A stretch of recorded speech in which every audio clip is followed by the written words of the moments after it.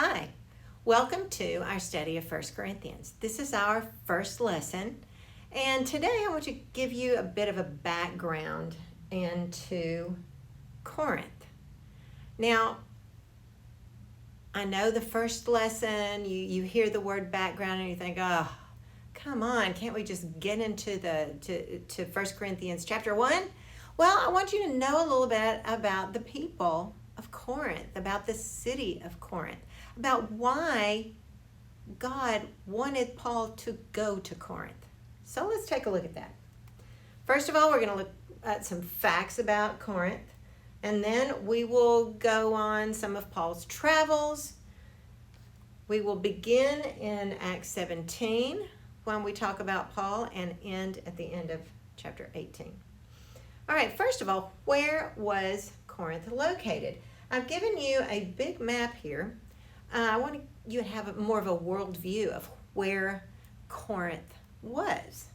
So right here you see where is Europe. We've got Spain, France, easily see Italy.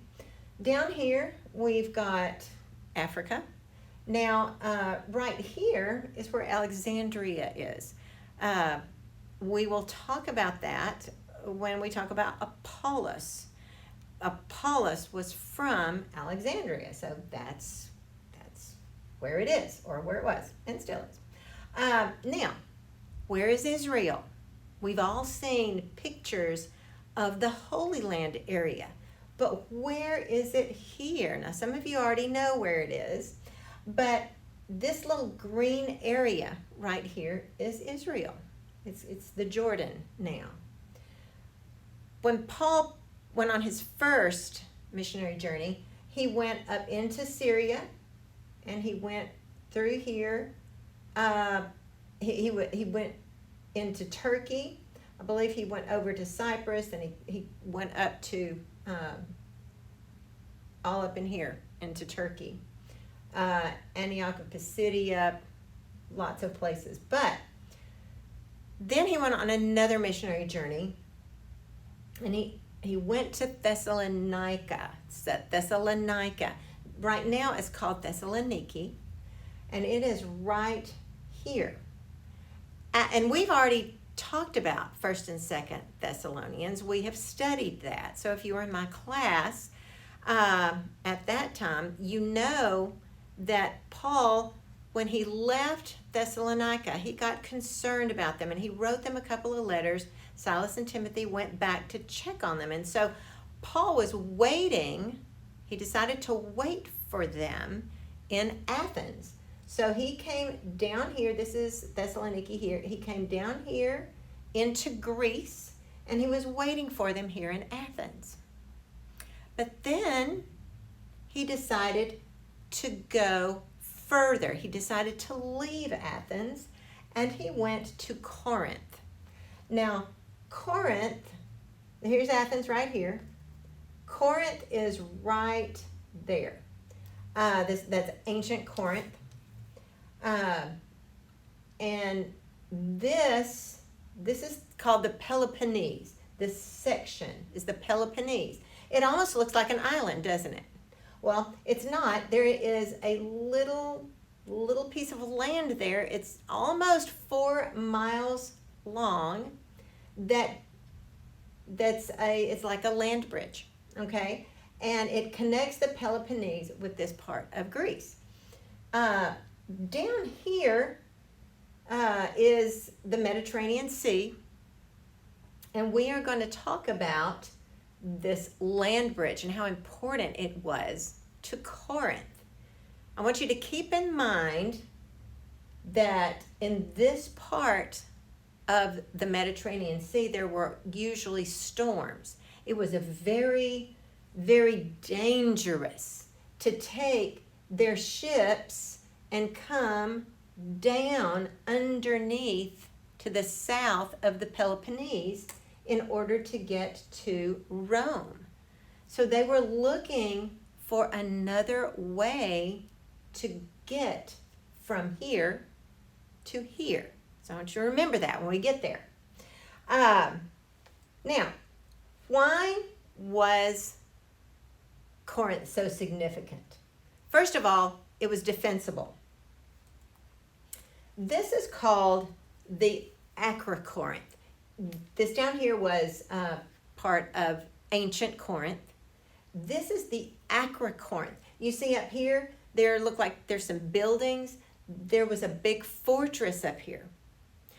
And when they were going to be attacked, there were always watchmen looking to keep the city safe.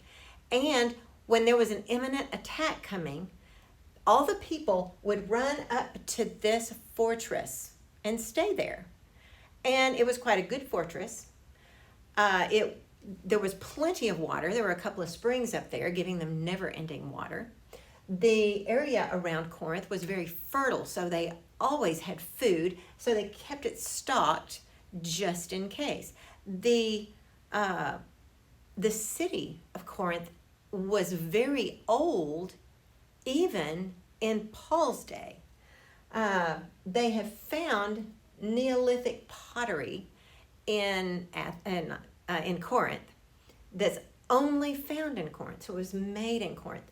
And they can date the city by the pottery and by other things that they find in the city.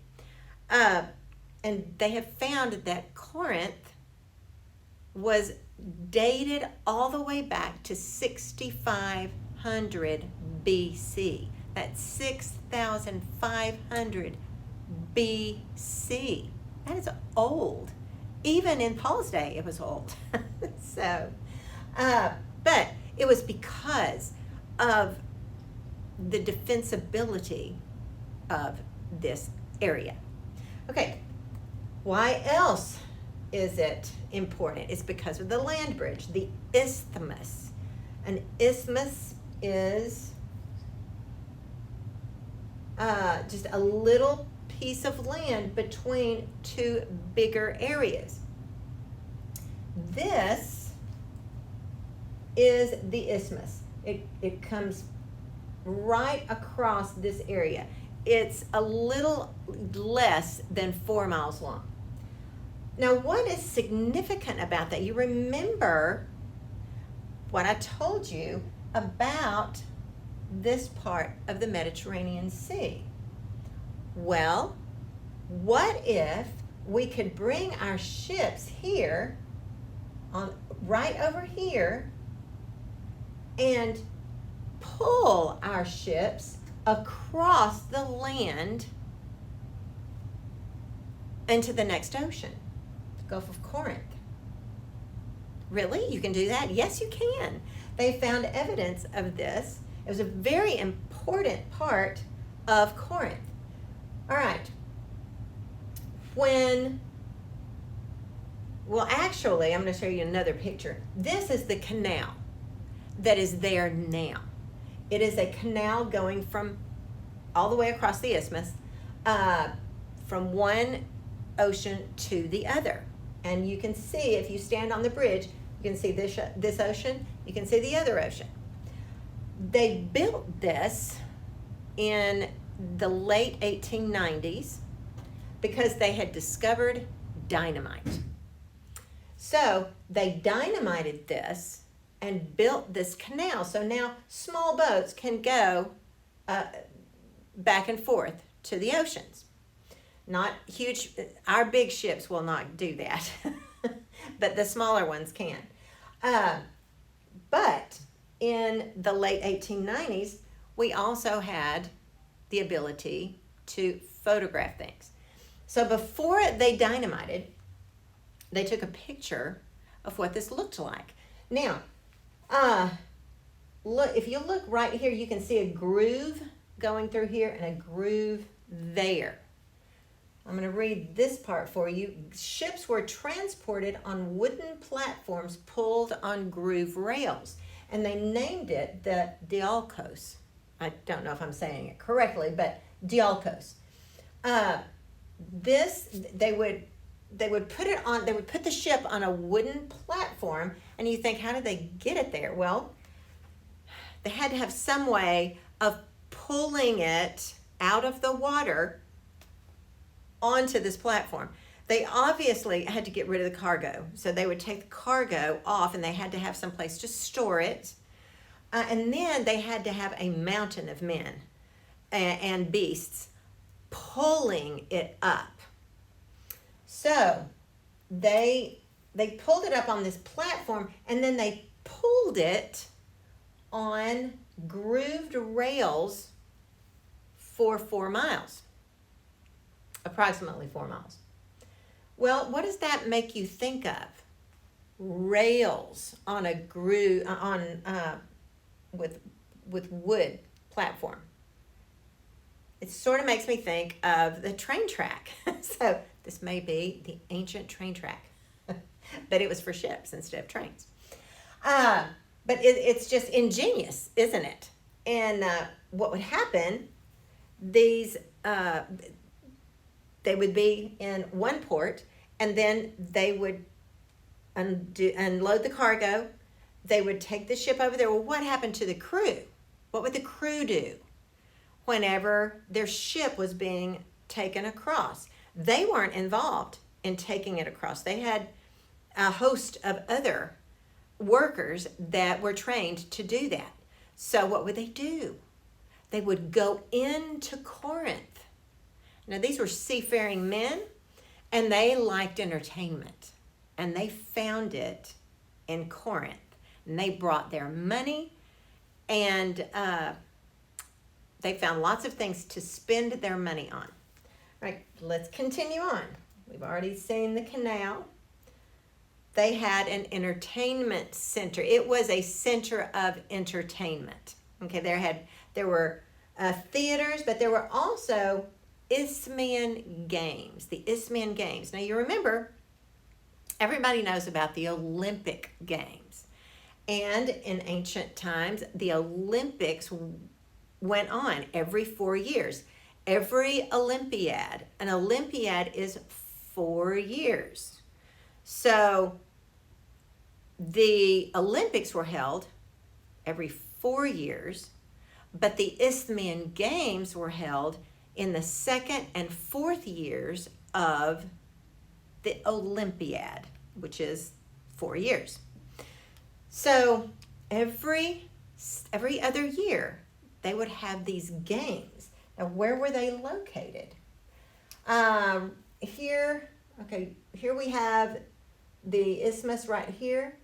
This is where Corinth is. The Isthmian Games were held right there in Isthmia. But they were games that people from all over came to see, just like they come from all over to go to the Olympics. They would come to the Isthmian Games, and they would have their favorite athletes that they were cheering for. Everybody wanted to see them, and you notice it's a little ways from Corinth to where the games were held. So many people wanted to just stay out there. They didn't want to go back and forth. It was quite a long walk back to Corinth every day. So what did they do? Well, they bought tents from the tent makers. The tent makers spent hours and hours and hours making these tents in order for the people every second and fourth year to come and buy these tents. So being a tent maker was a rather good profession to be in there in Corinth. And as we know, Paul was a tent maker. So very good place. All right, next we have religious center. It was a center of religion. People would make pilgrimages to Corinth. In fact, the Caesars would go to Corinth to worship. There was the temple of Apollo, the temple of Aphrodite, the temple of Asclepios. Now, the temple of Apollo was quite large, and I will show you that in just a little bit. But the temple of Aphrodite was on the Acrocorinth. You remember what the Acrocorinth is? It's the big mountain of rock behind Corinth, behind ancient Corinth, with the fortress on it. Well, the temple of Aphrodite was up there too. Aphrodite was the goddess of love. And in order to worship her, you would go there and you would have sexual relations with a priest, and you would drink a priestess, and you would drink lots of wine, and you would worship. The Caesars loved to go there. They loved to go there. So, in fact, the priestesses of Aphrodite would come down from the mountain, and they would walk around the marketplace, and on the bottom of their shoes, they would have etched something so that when they walked on the ground, they would leave an imprint that said, "Follow me." And the men would look, maybe even women, would look at this and go, "Oh, these are priestesses from Aphrodite's temple." And they would, what would they do? They would follow them up there so they could worship. All right. Now, the temple of Asclepius. Asclepius was, I have found several spellings of this, so I just chose one. But he was the god of healing. And what they would do to worship him, let's say you have a, this is the Temple of Apollo. I thought I had a picture of this. This is, we took this when we were in Corinth. It was magnificent. But the largest building there in Corinth. Now, but the Asclepius, let's say that you had something wrong with your leg. You would make an image of that body part. If it was the leg, you would make an image of your leg. And you would bring it with you to Corinth during your pilgrimage, and you would go to the temple of Asclepius and give him an offering. An offering of money, and also this image of your leg. So he would remember what you want him to heal, because he might not remember without the leg, the image. There are all kinds of body parts, the images of body parts that were found in and around these temples of Asclepius. So, interesting. Now, what about the religion of the people? The Greeks, of course, worshipped their mythical gods like Aphrodite, 1,000 priestesses, it was said, and the Temple of Apollo. And then the Romans worshipped their human dignitaries. They had, in Corinth, there was a temple near the Temple of Apollo that was just as big as the Temple of Apollo, and it was the Temple of Octavia. Now, Octavia was the sister of one of the emperors. And so the Romans would worship the Caesars and their family as gods. But they would also worship mythical gods as well. They worshipped at the Temple of Aphrodite, but they called it the Temple of Venus. So the Greeks had a name for their mythical gods. The Romans had the same mythical gods. They just had a different name for them. It's all very confusing to me, but it was not confusing to them. Also, there was a strong Jewish community in Corinth. Now, there were many more Gentiles than Jews in Corinth, but still, strong Jewish community. All right. All of these things brought lots of people to Corinth. Therefore, it was a huge commercial center. Lots of trading going on.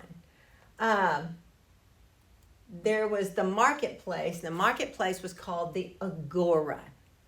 Now, this is a picture we took in Corinth when we were there. This is thought to have been what the stores would look like. This is the only one actually standing with the arch. But this is very much like the store probably that Paul and Priscilla and Aquila made their tents in and sold them. So there were several agoras in Corinth, in ancient Corinth. We saw 3 of them. But there was a lot of activity in the marketplace. So it was a very cosmopolitan city, wasn't it? Because people, literally, people from all over the world would come to Corinth. They would come for the games. They would come for the theater. They would come for their work, buying and selling. They would if they were seamen, they looked forward to coming to Corinth. And then the worship as well, such as it was. Okay. Now, you think about this. People from all over the world coming to Corinth. And then God sends Paul there.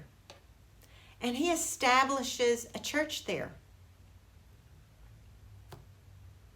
And you have people, as they're walking through the marketplace, which they did all the time. They didn't have refrigerators then. They had to go to the marketplace every day. These people learned about the one God. They learned about the gospel of Christ crucified for their sins. And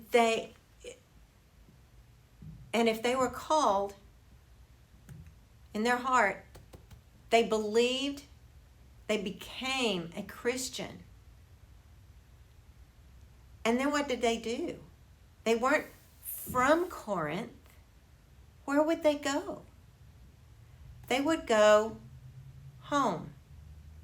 And what would they be telling their family and friends when they got home? They would have the Spirit of God in them. They would have spiritual gifts. They would be able to explain to them all about what they learned in Corinth. They would be excited and they would spread the gospel. That's how the gospel was spread, from one person to another person to another person to another person. They didn't have the Bible back then. They had the Spirit working in them. And it was amazing, I'm sure, to live back then. So let's move on now. Let's see what was going on with Paul. Oh, before we do that, what kind of professions might have been in Corinth? Athletes? Absolutely. Artists? Yes. Actors? Architects? Attorneys? Builders? Businessmen? Educators? Librarians? Philosophers? Physicians? Politicians? Oh, I forgot one. Prostitutes? Scientists? Sculptors? Shipbuilders? Shopkeepers? Slaves? Tent makers? And writers? And many more. many more.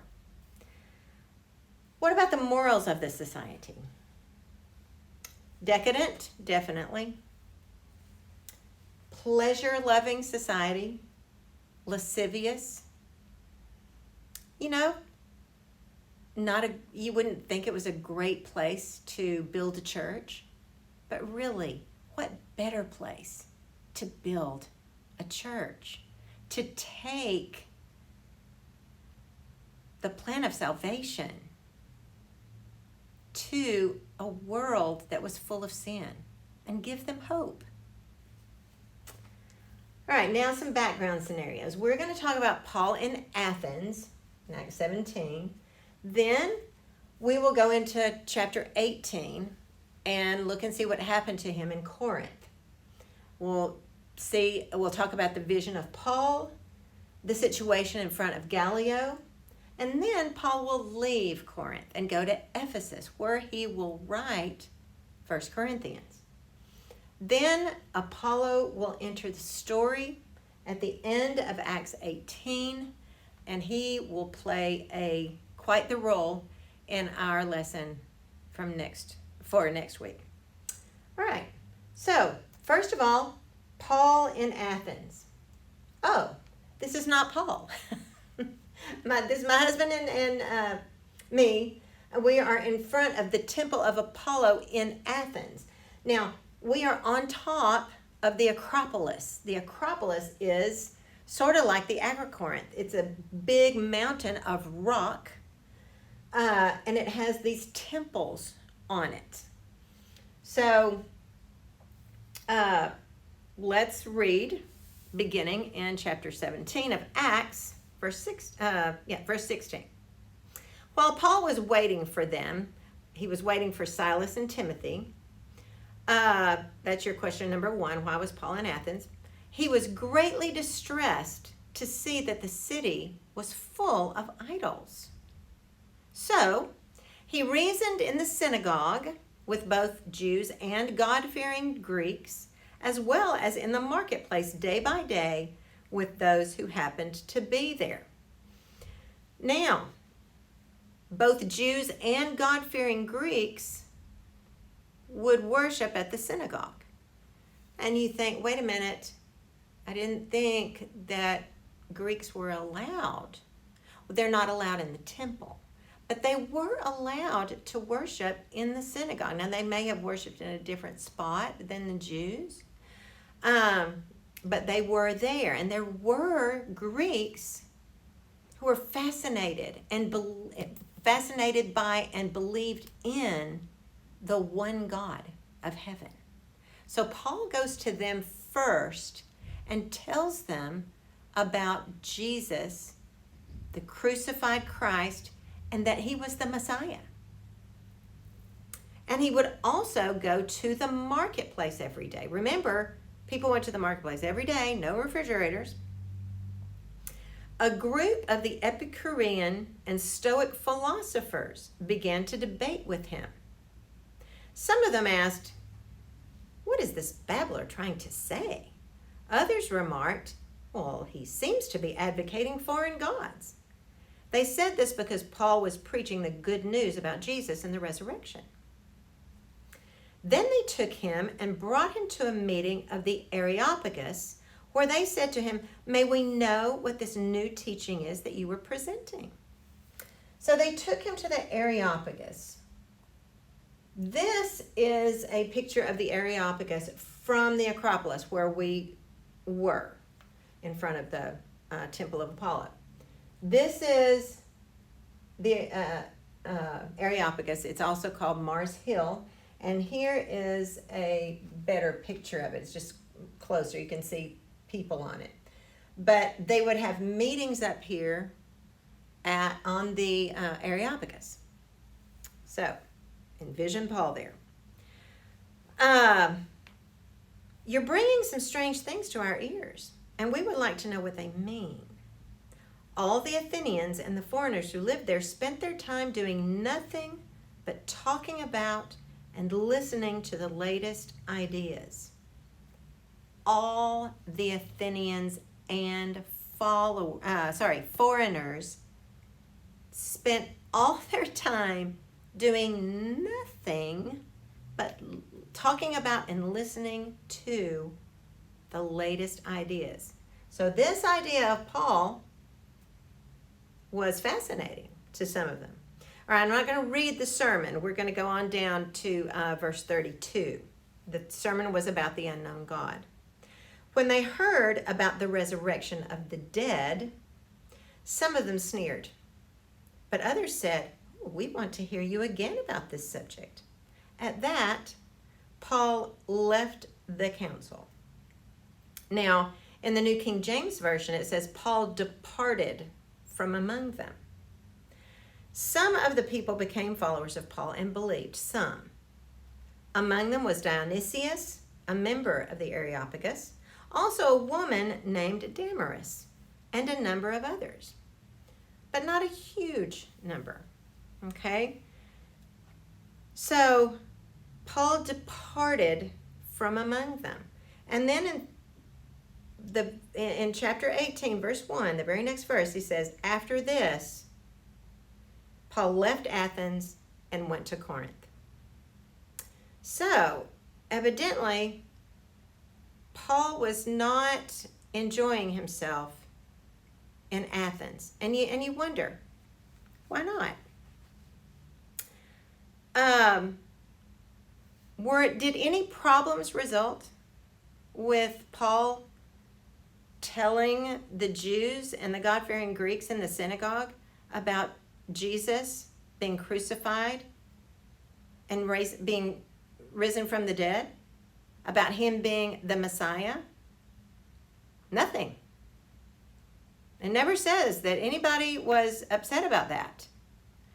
In the other synagogues, they were upset, but not in Athens. Why is that? Does it have something to do with people spending all their time doing nothing but philosophizing? I don't know, philosophizing. Okay. Were they mostly just looking for something new? But were they looking for the truth? Were they actually looking for the truth? Or were they just looking for the next thing? It seems that that's the way it was. To my knowledge, the Bible never speaks of a church in Athens. Never talks about it. Now, there were people who believed Dionysius, Damaris, and some others, but the Bible never actually talks about a church planted there. You know, it may be that they were just complacent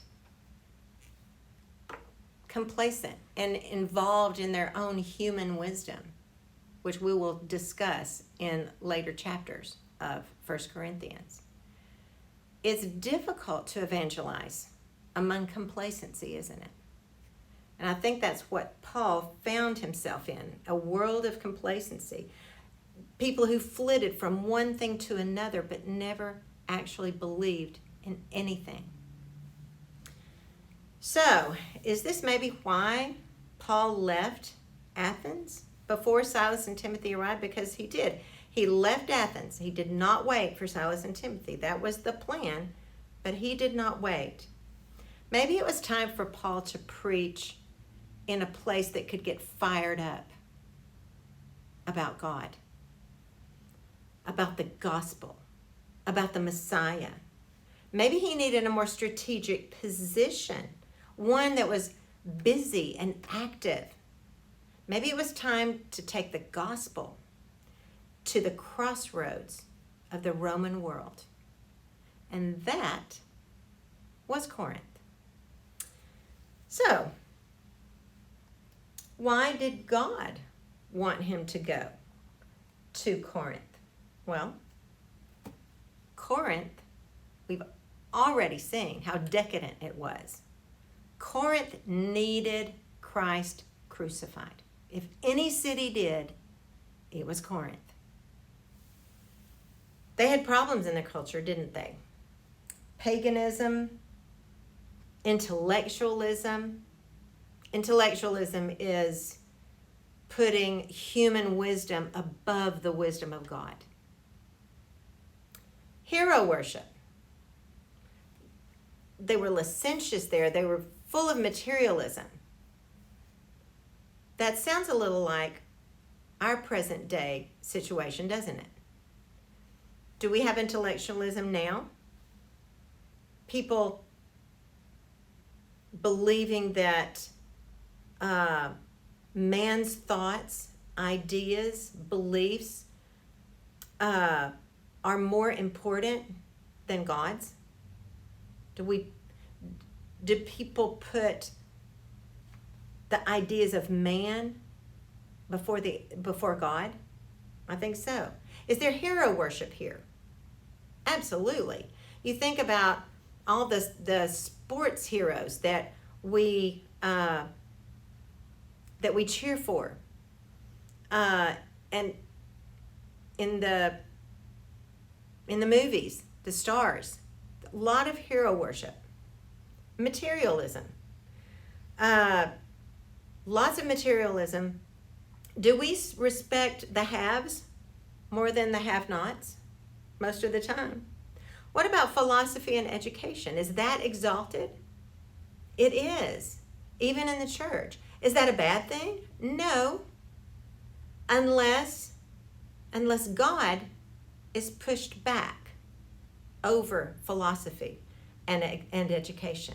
If education makes us think that we don't need God, is that a bad thing? Absolutely. Pleasure seekers. Illicit sex in a movie is the norm. It's the rule. It's not the exception. That's the norm. Paganism. Do we have paganism here? What about pornography? I think so. So, we still have problems, don't we? And we needed a written guide. How are we going to get that? If the church back then had been perfect, would we have the letter of 1 Corinthians? No, we wouldn't. We need it, don't we? So, not only did Corinth need Christ crucified, we needed a written guide, didn't we? So, God wanted Paul to come into contact with all possible errors and human weaknesses in the church. Certainly did. The Holy Spirit would then direct Paul to write letters concerning these problems. We find that, Galatians about legalism. I'm just going to put several of these up here. Colossae, Corinth, Ephesus, Rome, Thessaloniki, 1st and 2nd Thessalonians, Timothy, and Titus. He wrote these letters to warn, to teach, to exalt. So I'm so thankful that we have this letter from Paul. All right, so let's move on to verse 2 of chapter 18. Paul in Corinth. There, in Corinth, he met a Jew named Aquila, a native of Pontus, who had recently come from Italy with his wife Priscilla because Claudius had ordered all the Jews to leave Rome. Paul went to see them, and because he was a tent maker as they were, he stayed and worked with them. Every Sabbath, he reasoned in the synagogue, trying to persuade Jews and Greeks. One point about the tent making thing. All Jewish boys were taught a trade. The Jews felt that children should either be, if you didn't teach them a trade, then you were teaching them to steal. So they all had a trade. So Paul had this ready audience in the Agora. So every Sabbath he reasoned in the synagogue, trying to persuade the Jews But when Silas and Timothy came from Macedonia, Paul devoted himself to preaching, testifying to the Jews that Christ was the Messiah, who was Christ. Okay, so why, after Timothy and Silas arrived, was Paul suddenly able to devote himself to preaching instead of working on his tents? Well, it could be that Timothy and Silas took up that job, or 2 Corinthians 11 verses 8 and 9 indicates that Timothy and Silas brought him some help, monetary help, support from the Macedonian churches. So he was able to spend more time talking about Christ. All right, they were. So he was teaching and preaching in the synagogue about Christ. Verse 6. But when they opposed Paul, he became abusive. Paul shook out his clothes in protest and said to them, "Your blood be on your own heads. I am innocent of it. From now on, I will go to the Gentiles." Then Paul left the synagogue and went next door to the house of Titius Justus, a worshiper of God. Crispus, the synagogue leader, and his entire household believed in the Lord. And many of the Corinthians who heard Paul believed and were baptized. Many of them, not just some, many. Even the leader of the synagogue. So, impressive. Verse 9. One night the Lord told Paul in a vision, "Do not be afraid. Keep on speaking. Do not be silent, for I am with you, and no one is going to attack and harm you, because I have many people in this city." So, evidently, even though he was having success here, he was having some trouble in the synagogue. He may have been concerned about the safety of not only himself, but those he had brought the gospel to. So the Lord came to him in this vision and encouraged him to stay there in Corinth, continue teaching, continue preaching about the gospel. Verse 11, so Paul stayed in Corinth for a year and a half, teaching them the word of God. While Gallio was proconsul in Achaia, the Jews of Corinth made a united attack on Paul and brought him to the place of judgment. It's very important that Luke wrote this about Gallio, because now we can pinpoint exactly when Paul was in Corinth. It was when Gallio was proconsul. Now, this is called the Bema. This is the Bema in Corinth, where Paul was in front of. Gallio would have been up here. Paul would probably be tied to a post. This. Can you see this post? It was probably taller than that, and they usually tied the defendant on the post. The accusers would be around him, and he would have a chance to speak. So let's see what happened. This man, they charged, is persuading the people to worship God in ways contrary to the law.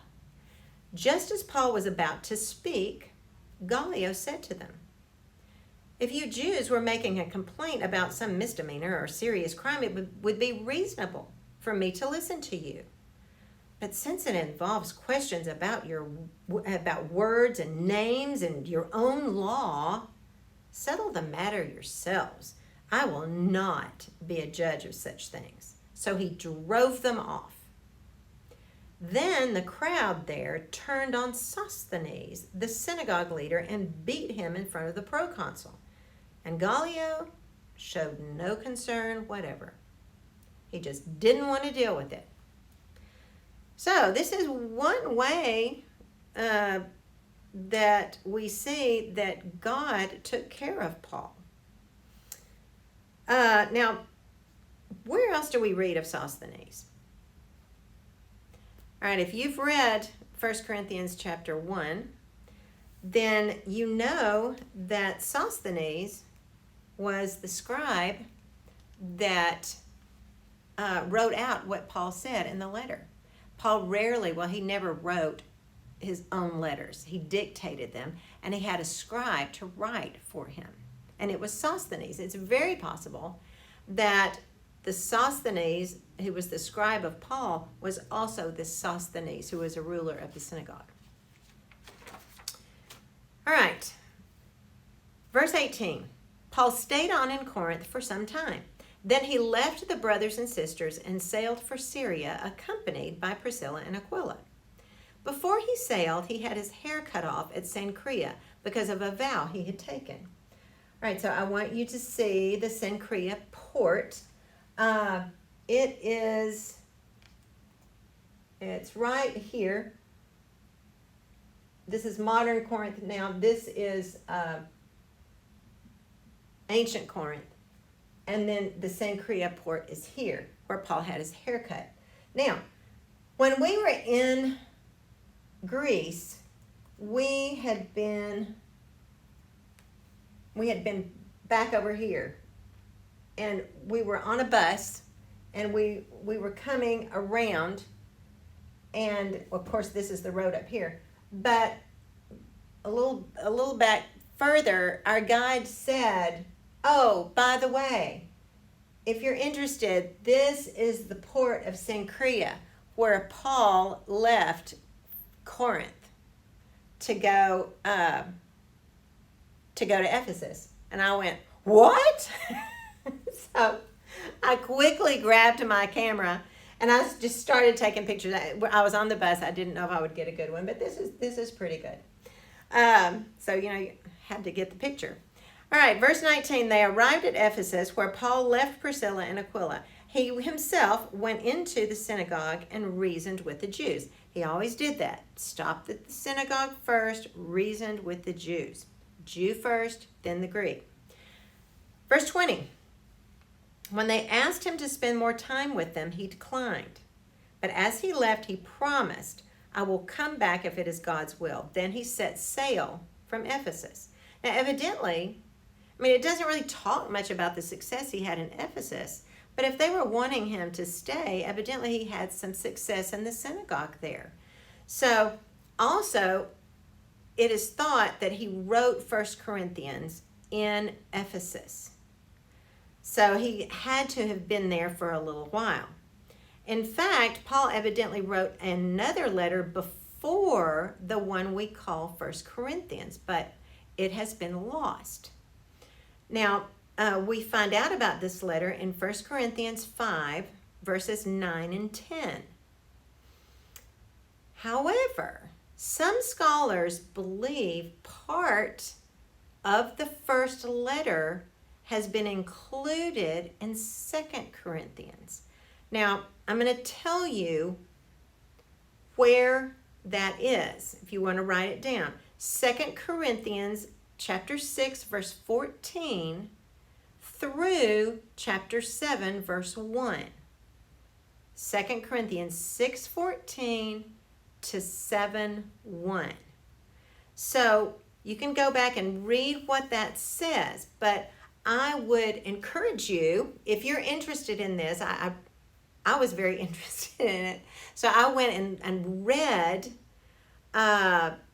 chapter 6, verses 1 through 13, and then immediately went to chapter 7, verse 2, and started reading.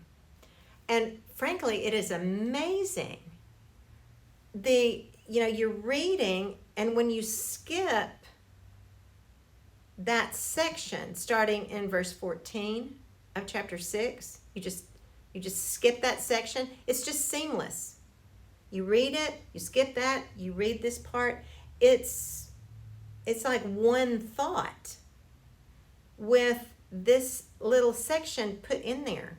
It's kind of weird. Whenever you're reading, it's like, what? Wait, you didn't finish what you were saying. And then you start a whole new subject, and then boom, you go back to the subject in verse 2 of chapter 7. So go back and read that. We're not going to read it today. but I just thought it was interesting. All right, verse 22. When Paul landed at Caesarea, he went up to Jerusalem and greeted the church and then went down to Antioch. Oh, I wanted to show you some pictures of Ephesus, since we're in Ephesus.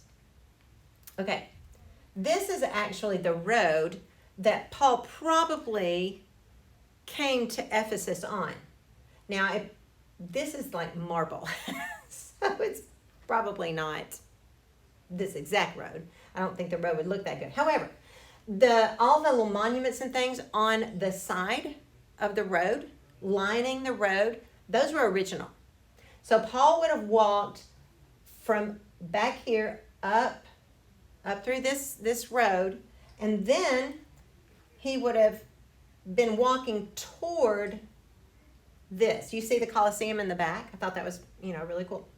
And then he would take a right. That's the way that the road goes. It goes that direction. And he would eventually get to the library of Ephesus. Isn't this magnificent? This is the library. There were thousands of scrolls in here at one time. But Paul was walking back over this way, and he would have come through one of these arches to see this library. Now we came down this road. We started way up high and came down, and so we got an excellent view of the library all along the way. It was awesome. And it was the only day it rained. But it was okay. It did not dampen our spirits. All right, continuing on, Paul is now gone from Ephesus. He went to Jerusalem, greeted the church, and went down to Antioch.